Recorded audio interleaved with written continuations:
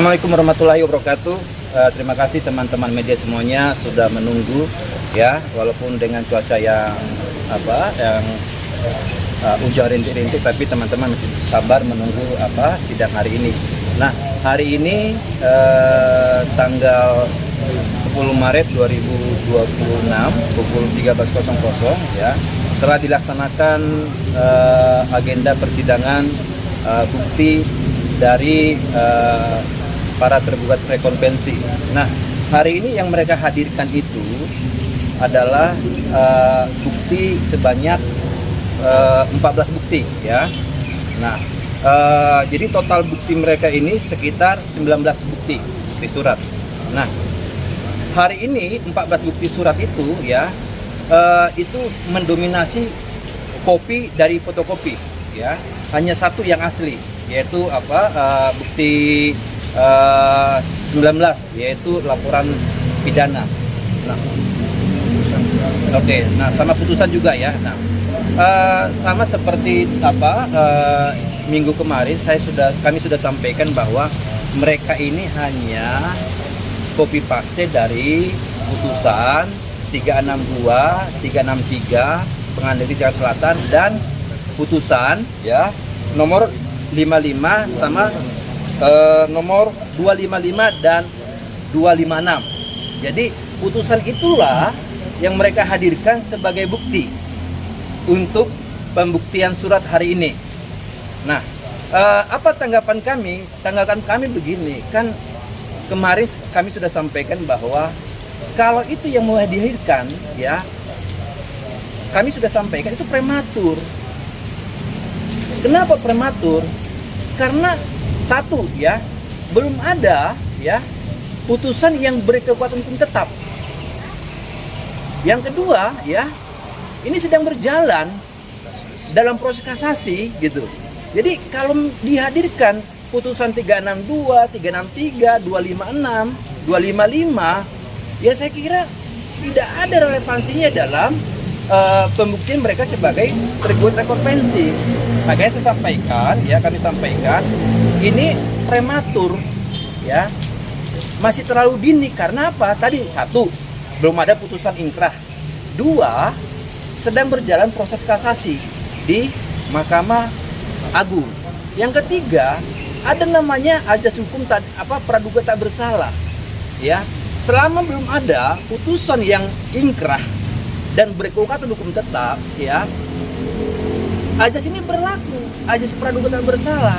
Jadi 3 poin ini saya kira jika dihubungkan dengan bukti, keseluruhan bukti sebagai mereka para tergugat rekonvensi, ya saya kira tidak ada relevansinya. Tapi apapun itu kan kami sebagai kuasa hukum para tergugat ini kan hanya bisa menyampaikan argumentasi hukum kami sesuai dengan fakta yang ada. Nanti yang memutuskan kan hakim ya, yang memeriksa, mengadili dan memutus perkara.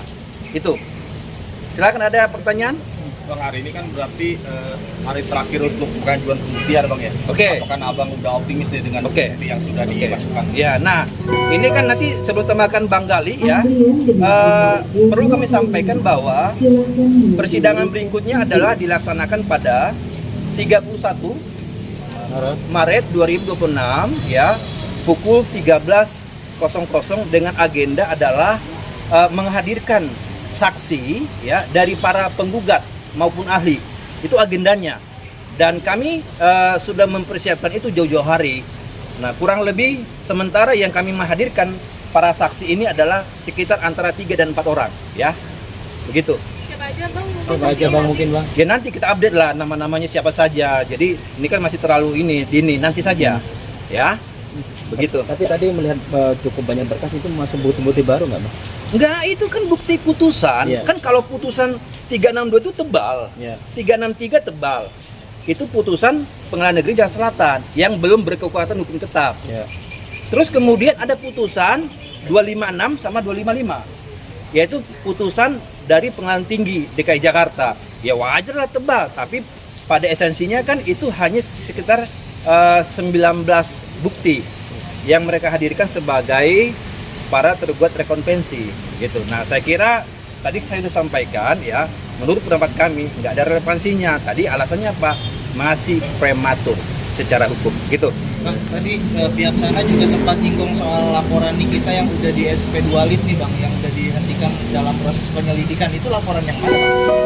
Laporan yang Oke, saya jawab ya. Yang di Polda, Bang. Iya, itu laporan waktu itu yang melaporkan itu adalah Bang Fahmi ya, terkait dengan Undang-Undang Kesehatan dan Undang-Undang Perlindungan Konsumen. Itulah yang mereka hadirkan sebagai bukti surat nomor 19 ya. Nah, kalau kita mau bicara terkait dengan proses pidana yang sedang sidik itu perkara illegal access, sedang berproses naik sidik itu. Jadi kalau mereka mendalilkan orang putusannya aja belum berkekuatan hukum tetap, makanya saya bilang mereka hadirkan semua daftar bukti hari ini itu prematur, nggak ada relevansinya sebagai mereka menyatakan sebagai mengalami kerugian. Makanya mereka dalilkan di dalam gugatan rekompensi. Itu ya. kasus yang illegal access terlapornya siapa Pak? Silakan Bang Gali. Oke. Assalamualaikum warahmatullahi wabarakatuh. Izin saya menambahkan ya, saya pertegas lagi terkait tadi adanya SP2 Lit ya. Memang sebelumnya ada laporan itu di Mabes. Cuman itu kan sempat tidak berjalan dan kita bikin ada laporan kembali. Dan sekarang masih berjalan di Polda, sebelumnya kan di Polri, ini di Polda, dan sekarang masih dalam proses penyelidikan. Dan terakhir itu adalah pemanggilan daripada saksi karyawan daripada PT Glavisa sendiri. Nah itu nanti akan dijadwalkan. Update tadi saya dengar sendiri dari penyidiknya adalah setelah Lebaran nanti dipanggil kembali untuk saksi daripada PT Glavisa. Nah itu untuk perlindungan konsumen dan undang-undang kesehatan. Nah kalau yang lama kan itu sudah berlalu, berarti yang diupdate sama mereka itu yang lalu, bukan yang sekarang ya. Terkait illegal access masih berjalan sampai dengan saat ini. Jadi intinya sudah naik juga penyidikan. Jadi tidak ada yang tidak berjalan, intinya sedang berjalan. Ya. Saya luruskan ya. Gitu. Kenapa? Yang soal undang-undang kesehatan itu dilaporinnya kapan? Pada saat sidang pertama berlangsung, mungkin sekitar bulan Juli Agustusan. Nah itu sudah dilaporkan. Sekarang kan lagi mencari saksi-saksi ya. Dan terakhir saya diupdate itu adalah saksi daripada karyawan PT Glavisa sendiri yang harusnya dijadwalkan sebelum Lebaran ini, tapi dapat konfirmasi, saya dapat kabar nanti diperiksanya setelah Lebaran. Seperti itu. Oke, ada lagi? Ada lagi? Yang soal Iya. illegal access mungkin Bang kan udah naik sidik. Iya, sedang berproses. Iya. Tapi maksudnya dari pihak sana bilang belum ada panggilan. Ya tunggu saja, itu kan kewenangan penyidik, ya kan kita tunggu sabar ya. Kalau mereka nggak sabar ya bagaimana? Itu kewenangan penyidik. Kita tunggu proses hukum yang berjalan sesuai dengan hukum acara yang berlaku. Itu saja. Nah, terus kemudian minggu yang lalu saya sudah sampaikan ya, dalam gugatan rekompensi mereka ini ya, mereka itu menyampaikan dalam bukti surat Reja Galis ini sebagai tergugat rekompensi 1 ini ya, dia bukan sebagai owner, dia bukan sebagai direktur, dia bukan sebagai pemilik saham, tapi dia sebagai karyawan yang memiliki penghasilan sebanyak 6,7 miliar per bulan. Rasionalitasnya di mana? Apa maksud dan tujuan ini? Biar mereka yang tahu dan proses hukum yang ini yang akan menemukannya apa tujuannya, sehingga Reja Gladys dalam perkara 1000 ini dinyatakan sebagai karyawan. Tapi bukan owner, bukan direktur, fix karyawan. Tapi kuasa hukumnya menyampaikan di dalam bukti itu adalah ada penghasilan dia sebanyak kurang lebih 6,7 miliar per bulan. Bombastis nih ya.